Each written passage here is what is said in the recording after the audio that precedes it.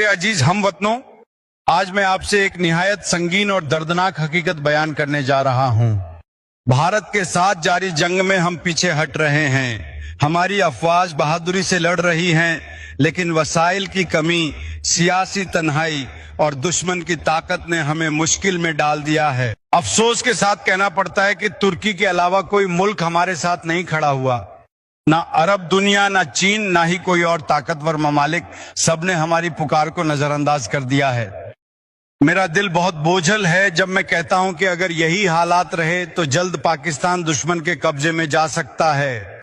हमारी सरजमीन, हमारी खुदमुख्तारी, हमारे ख्वाब, सब कुछ खतरे में है। मैं अपने तमाम हमवतन से दरख्वास्त करता हूं, ये वक्त मायूसी का नहीं है, ये वक्त है अपने आखिरी पाकिस्तान को बचाने का, ये वक्त है कुर्बानी देने का। हम झुकेंगे नहीं, हम रुकेंगे नहीं। अगर हम सब एक हो जाएं तो कोई ताकत